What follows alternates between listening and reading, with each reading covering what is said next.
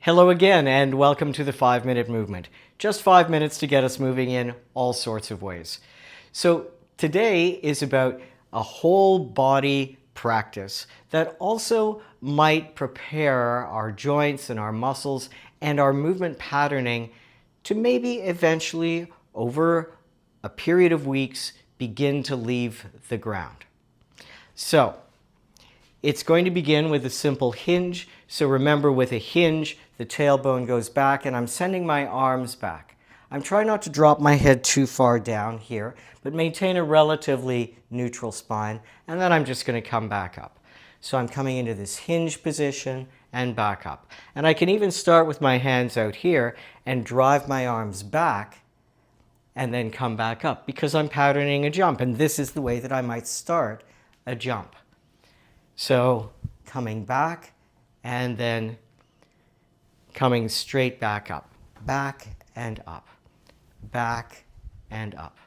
So now when I come back, I'm going to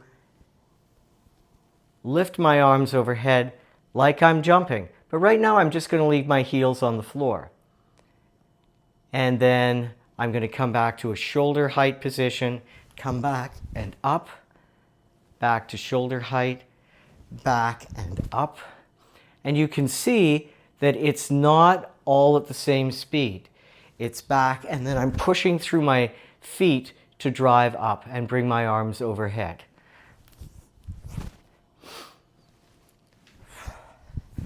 And then you can begin to make it a little bit more continuous. So up overhead and then all the way.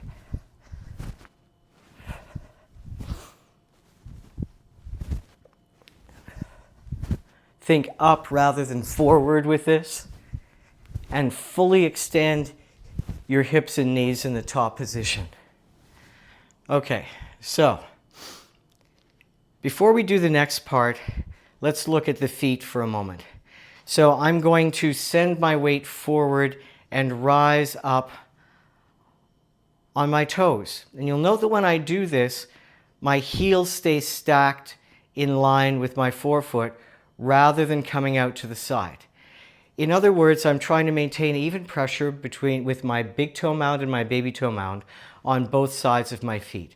So I'm trying to maintain ankle stability by cinching my ankles in toward the center line rather than letting them sickle out like this, which you can see immediately compromises my balance because now I'm just balancing on this little tiny bit right here instead of across the whole forefoot. So press in the whole forefoot and come up. And then just lower to a slow count. Let's just do that a few times. So rising up, as high as I can on my tippy toes, holding, and then lowering. And as high as I can is relative. So maybe for you, while you're patterning this, you're not rising up that high, but you're really focusing on pushing through the entire forefoot and keeping those ankles cinched in toward the center line rather than falling outwards. Okay, so now let's go back to what we were doing. I'm going to come into this ski jumper position the way that I was before, and then I'm going to drive through my feet, but this time I'm going to let my heels lift to come into this tall position here. And then I'm just going to sink my tailbone down to come into a baseball catcher squat with parallel feet. So now my tailbone's going down. So my tailbone goes back. I drive up onto my tiptoes and hold, and then I sink my tailbone to catch my momentum. So I'm patterning, driving up into the jump. This would be the height of my jump, and then catching on the way down. Coming back into my hinge, driving up, cinching in my ankles, and catching. So you can work with any combination of that. Now I might actually try to give myself just enough momentum to make myself want to step forward. So it might look like this. I come up, and then I step forward. From this angle, I come up and then I step forward and catch. I come up, I step forward and catch. So I let my weight move a little bit forward, so now I have to take that step and begin to take a little bit more, just a tiny bit more of a risk as I'm working on deceleration and absorbing energy into my joints rather than landing stiffly. So again, come up and then just catch. And maybe take a step back or turn around in your room or whatever. Come up and catch. And up, catch.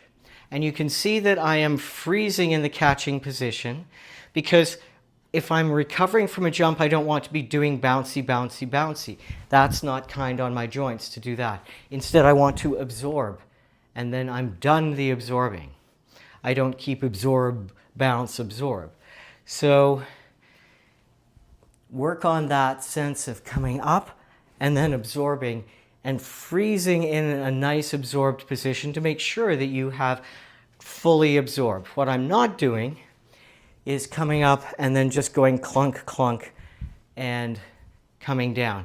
That is not absorbing energy. So the whole point of that little squat at the end is to practice absorbing what it's like to land.